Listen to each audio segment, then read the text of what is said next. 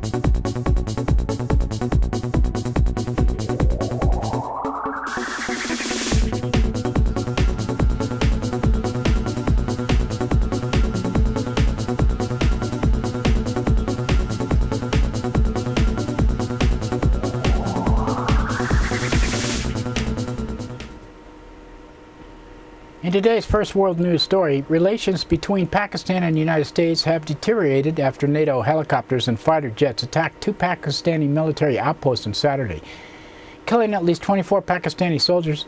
Pakistan described the attack as unprovoked and irresponsible. Pakistan responded by demanding the United States vacate an airbase within 15 days that the CIA is suspected of using for unmanned drones. In addition, Pakistan has indefinitely shut down NATO supply lines through the country used by foreign forces in Afghanistan. NATO Secretary General Anders Fogh Rasmussen described the attack as a tragic unintended incident, but unnamed NATO officials have claimed the attack occurred after NATO and Afghan forces came under fire from the military outpost. The United States has vowed to investigate the killings.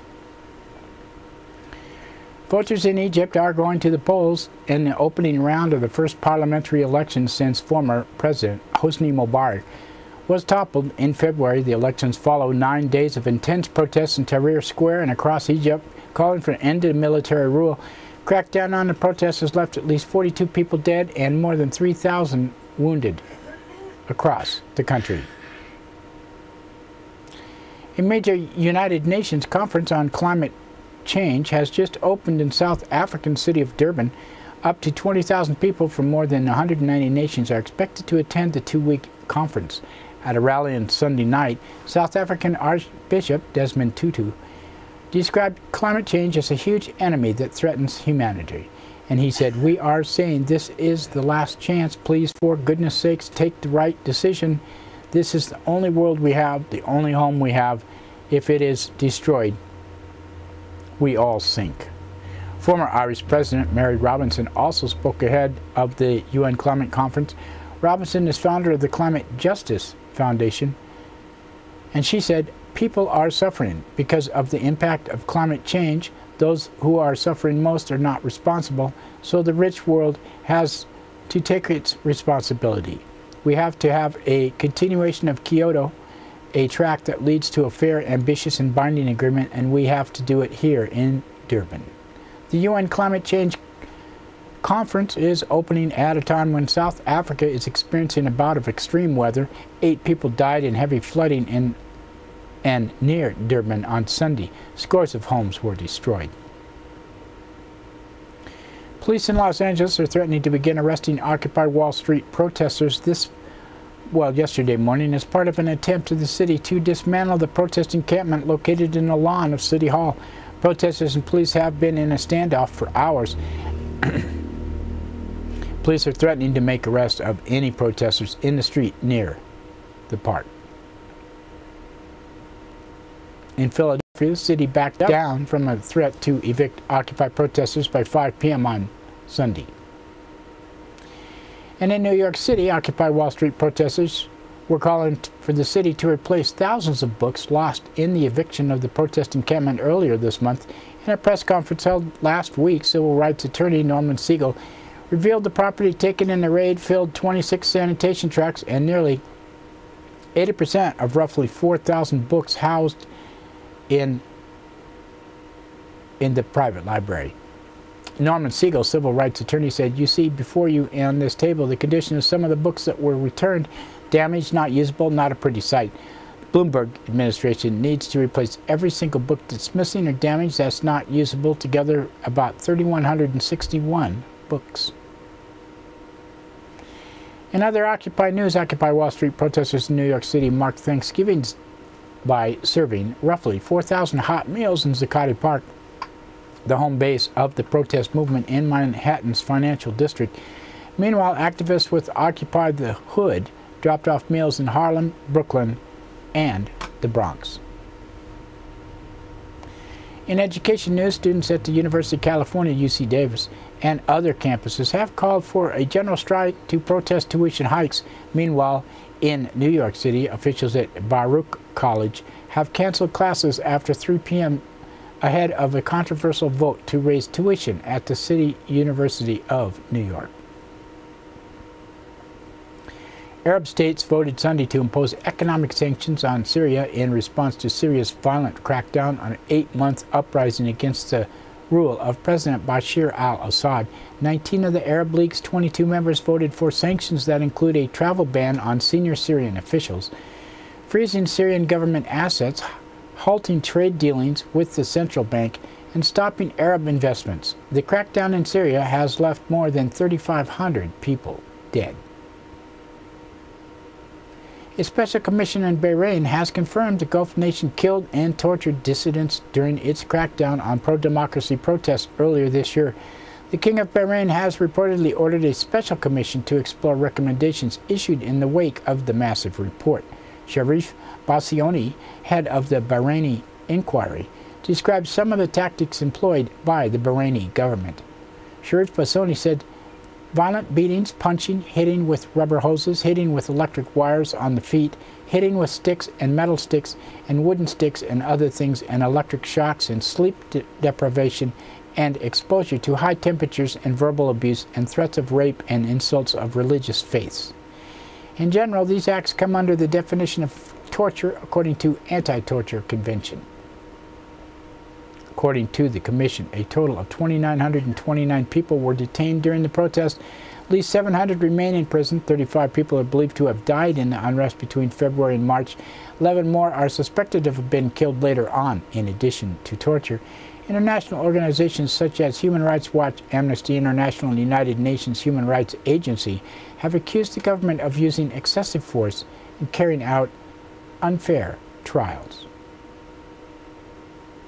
And Allah Shahabi, an activist, said there is ongoing violence, there are ongoing abuses, there is a complete lack of faith that the government will even read and report, let alone implement the recommendations. And I, for one, my husband has been in jail for 4 months, and report didn't go as far as demanding the immediate unconditional release of our 500 political prisoners in Bahrain today. 5 political activists detained in the United Arab Emirates have been granted a presidential pardon 1 day after being convicted of crimes against the state. Activists were arrested in April after they signed on an online petition demanding political reforms, including free elections for parliament. Charges against the 5 included insulting the country's top leadership, endangering national security, inciting people to protest, and urging an election boycott. A leading advocate for survivors of the 1984 Bhopal disaster is calling for India to boycott the 2012 Olympic Games in London because the Dow Chemical is an official sponsor of the event. On December 3, 1984, around 40 metric tons of toxic gases leaked from the Union Carbide plant in Bhopal.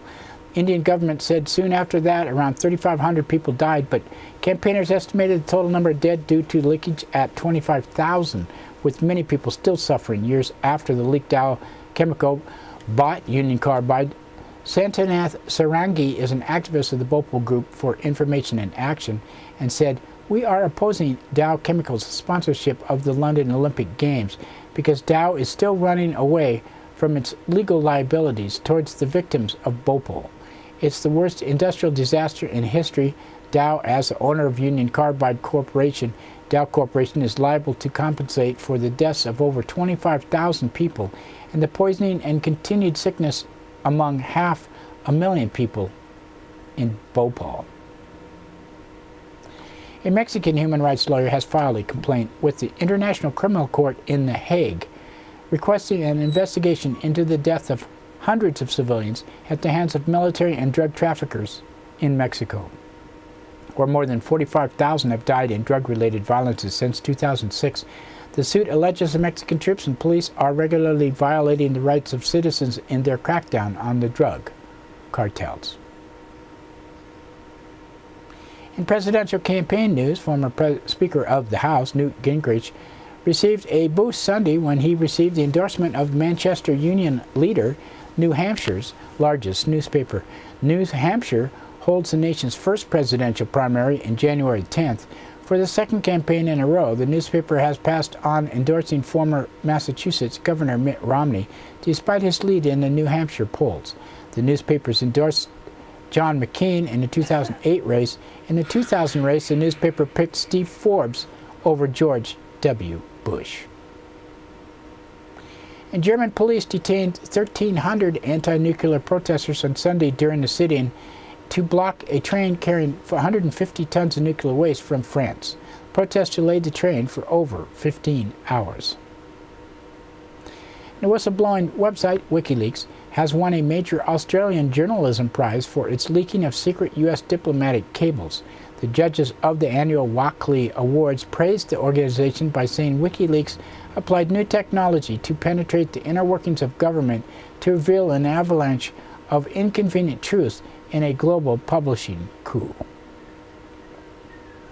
Legendary journalist Tom Wicker has died at the age of 85. He covered the assassination of President John F. Kennedy in New York Times. Years later, he became a vocal critic of the Vietnam War and was invited by the prisoners at Attica to serve as a mediator during the 1971 prison uprising. And Richard Grossman, a longtime critic of corporate power, has died at the age of 68. He was founder of the program on corporations, law and democracy, and was co-author of the book Taking Care of Business, Citizenship and the Charter of Incorporation. That's it today for the World News. Now another thanks to one of our underwriters who supports your only visual video news media in Nevada County. That's right, it's us, GVTV News.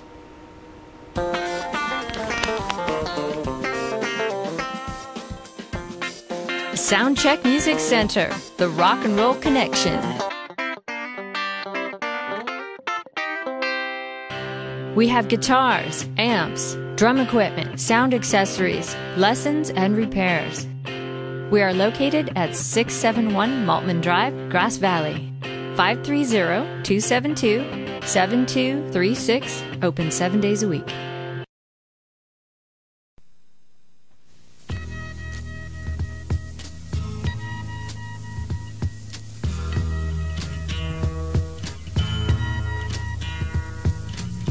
There's something happening here, but what it is ain't exactly clear. There's a man with a gun over there, telling me I got to beware. That's right, it's time for the police blotter and pictures in the blotter, not from these actual events, but used for visual aid only. Grass Valley Police Department on Friday, 10:36 a.m. A caller from 300 block of Mill Street reported the theft of checks and a knife from his vehicle. 12:42 p.m. caller from 200 block of Sutton Way requested an extra patrol on the area because caller's children's toys have been reportedly stolen multiple times. And 7:34 p.m. caller from business 100 block of West McKnight Way reported a white male in his early 40s who stole a box of cutters and blades, then shoved the caller on his way out of the store. The caller reported the man had a scruffy gray beard, wearing white and black plaid jacket, black hood, and drove a red Dodge Neon. Officers arrested a man matching this description shortly thereafter. And Saturday, 7:33 a.m., caller from 100 block of South School Street reported overhearing a tenant and a manager discussing the thermostat and how the warm temperatures were negatively affecting one of the two people's marijuana grow. The report was logged for information only. 9:09 a.m., caller from 300 block of North Star Place reported male and a female throwing pine cones at each other. 12:46 p.m., caller from 300 block of something reported a small missile in front of her house with a red stick coming out of the top of it. Caller said the missile was on her door and she stepped and she didn't want to touch it. An officer responded, determined the missile was a Nerf's children toy projectile. Dangerous little things. Nevada County Sheriff's Office on Friday, 15:23, callers in the area of Steep Hollow Creek reported shots in the area. And 23:09, oh, that's a good time. Caller on 11,700 block of Caskey Road reported her neighbors shooting off aerial fireworks. And Saturday, 9:18 a.m., a caller from 12,400 block of Torrey Pines Drive reported an iPod and a spare chain stolen from their unlocked vehicle. Notice the word unlocked. 9:31 a.m., a caller from 11,100 block of Vista Avenue reported a white female broke out a windshield of a vehicle. Woman was described as wearing a green sweatshirt and blue jeans and walking a small dog. Sorry, couldn't catch her with the clothes, but got her with the dog. 2:21 p.m. caller from 19,700 block of Buckboard Road reported the theft of a diamond necklace and a bracelet. 3:12 p.m. caller from 12,900 block of Hidden Valley Road reported hearing shots fired. And Nevada City Police Department on Friday, well actually Saturday, at 4:12 a.m. A caller on 200 block of Spring Street reported an individual wearing black and a backpack was knocking over garbage cans. And 14:21 p.m. caller from 200 block of Commercial Street reported a male subject outside of a business trying to start fights with customers. And 15:12 p.m. caller from near the intersection of Broad and Bennett Street reported a vehicle hitting a bicycle rider.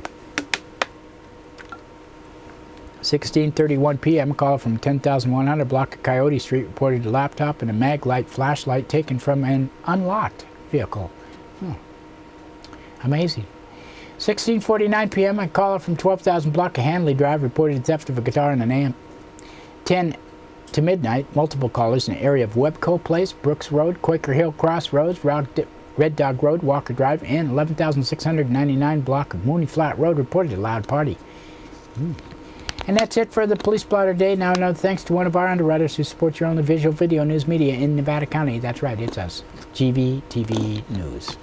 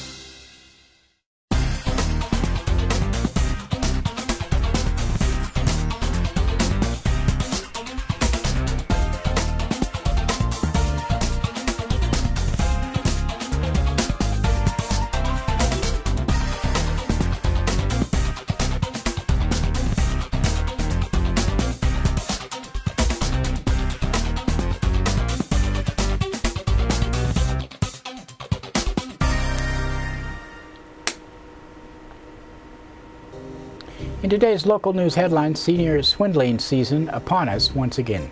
And Washington launches Kermit on adventure. And the first local story for the honest, October 15th to December 7th is a lovely time of the year, bringing beautiful seasonal change. For the unscrupulous, it's a window of opportunity to prey on seniors, persuading them to add a Medicare Advantage plan they might not need, or change one they already have for no reason other than to wring out more commission cash. Even though Medicare is a federal program, the state of California's Department of Managed Healthcare, the DMHC, has an agreement with the Federal Centers for Medicare and Medicaid Services to investigate instances of Medicare Advantage fraud as the state regulator of these products. The DMHC's enforcement team is working hard to combat the growing industry of scamming seniors into buying products they don't want or need, said Alan Barcelona, president of the California Statewide Law Enforcement Association. Our members are dedicated to guarding against these types of hazards. To help Californians guard themselves against these and other public safety hazards, California Statewide Law Enforcement Association has launched a website, the CSLEA Consumer Protection and Public Safety Foundation, at csleaffoundation.org. The information in the site comes directly from people whose daily job it is to fight fraud and crime. In one of the 4 inaugural videos, DMHC supervising investigator Kim Scherer tells seniors how to avoid Medicare Advantage scams. A 2-page handout can also be found on the website. Other CSLEA member public safety professionals tell Californians how to protect themselves against identity theft, unhygienic beauty shops, and even how to make a 911 call. And in our last story out of the Union from Trina Kleiss, little known fact about Kermit the Frog. He spends Thanksgiving in the old West Hamlet of Washington on Highway 20, about 15 miles east of Nevada City. He has been inducted into the E Clampus Vitus Chapters 10, the charitable and fraternal organization whose members occasionally commit too much fun. He's on his way over, village residents hope, the Nevada desert. He has a date with Miss Piggy at the Washington Hotel's honeymoon suite when he gets back from his journey. About 35 residents of Washington gathered in the ridge in view of snowy Sierra Nevada peaks Friday morning. They carefully enclosed a tiny Kermit the Frog doll into a round box with photos and fellow clampers. The promissory note from fellow Muppet Miss Piggy and a commemorative photo of Muppet's creator and first Kermit puppeteer, Jim Henson. A good clamper fashion, folks also had enclosed an airline-sized bottle of whiskey for the trip, but it had to be removed due to weight at the last minute. With the payload lightened, the weather balloon lifted the box into the air, rising until it was a tiny orange dot in the blue sky to calls of "Goodbye, Kermit" from the cheering villagers. It was such an important event. For the first time in nearly 20 years, Washington's hotel owner, Henry DeCourt, closed the bar so his employees could attend. Washington resident Poison Bob Dungan hatched the idea of a couple of Thanksgivings ago. He was inspired by the visit of Todd Davidovich of West Pennsylvania, who first arrived in the once thriving gold rush town 6 years ago for the filming of the Ford Escape commercial starring Kermit that aired during the 2006 Super Bowl. Davidovich provided the weather balloon and Kermit doll that were launched. He enjoys the knit community, and there's a strong sense of pride and family, even as friends, and especially around the holiday season, he added. Villagers are excited to discover where their Kermit capsule winds up. Anyone who finds it can call DeCourt at Washington Hotel 530-265-4364. The Union reader Laura Papani wanted to help make area residents aware of what she called the new twist to an old scam. A few months ago, EDD switched from cutting paper checks to unemployment benefits to issuing debit cards. Through the Bank of America, benefits are deposited into your debit card account and you can access them right away. Very efficient, Papani wrote in an email message. Yesterday, I received a robocall purporting to be from Bank of America. It said my EDD bank card had been compromised and frozen, that I would have to enter information about myself and my account in order to get it working again. I hung up and called Bank of America, who confirmed it was a scam. Papani said she momentarily worried about a problem with their benefits, but then common sense kicked in. I can totally see how someone who is down on their luck and can't face having their benefits frozen falling for this, she wrote. It sounded official, plus they called on my cell phone, which I rarely give out, but did give out to EDD when I needed them to contact me. Well, it's a good warning, so pay attention. Bank of America.